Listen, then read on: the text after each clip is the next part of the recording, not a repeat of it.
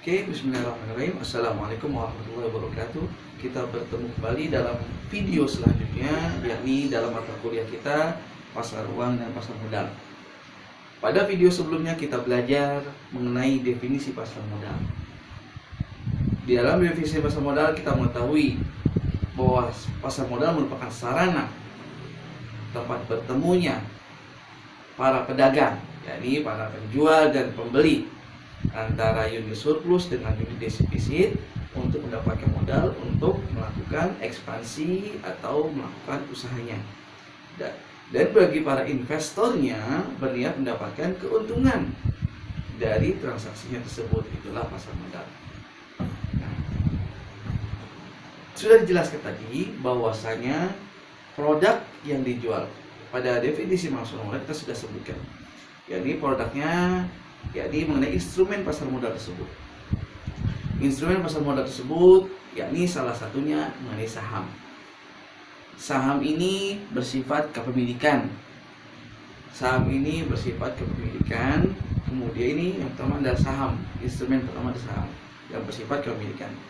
Yang kedua adalah surat utang atau obligasi. Ini merupakan sama-sama sumber daya. Saham sumber daya, kemudian surat utang atau obligasi atas sumber daya. Kalau saham sumber daya dengan maksud memiliki perusahaan tersebut.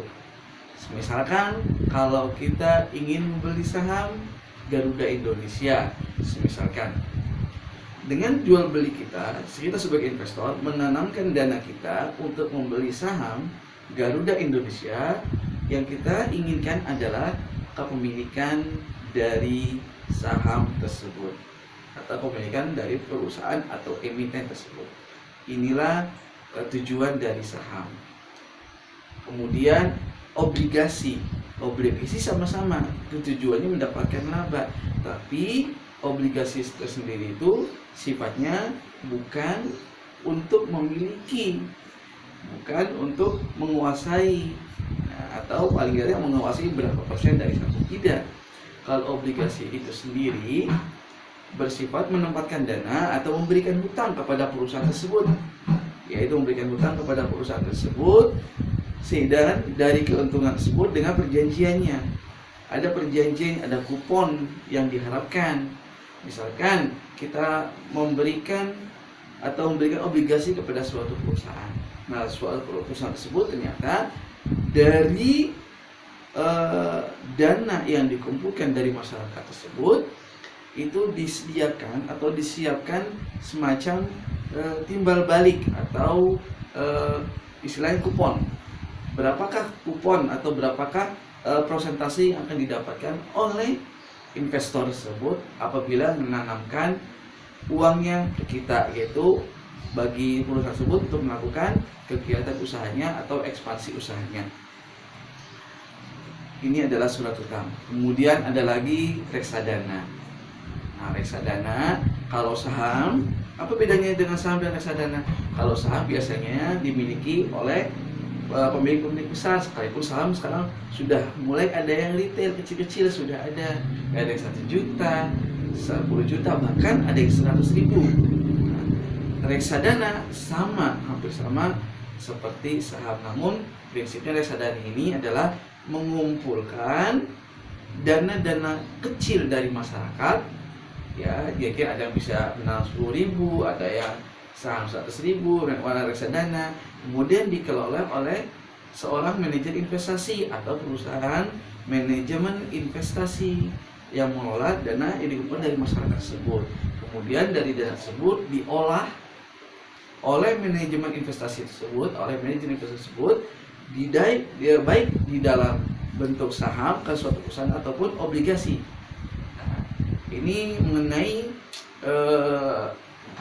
nilai aktiva bersih atau timbal baliknya itu sudah ditentukan oleh biasanya manajer investasi masing-masing.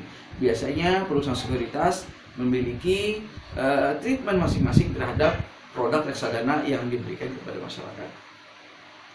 Kemudian kita mengenal ada istilah derivatif. Derivatif itu adalah turunan baik dari saham maupun dari obligasi tersebut.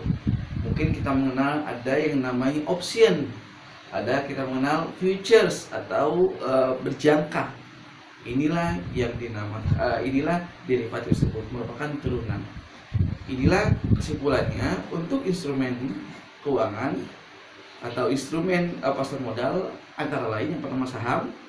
Ini sumber daya yang dimaksudkan untuk pemilikan dari suatu perusahaan yang sama-sama untuk meraih atau mendapat keuntungan. Yang kedua, obligasi, sama-sama menanamkan atau kita sebut surat utang. Kalau negara sebutnya SUN, surat utang negara, atau sekarang namanya ORI, obligasi retail Indonesia. Kalau untuk syariahnya dinamakan SRI atau SRI, Sukuk Retail Indonesia, sama-sama surat utang. Nah, ini kemudian obligasi. Dan yang ketiga adalah reksadana.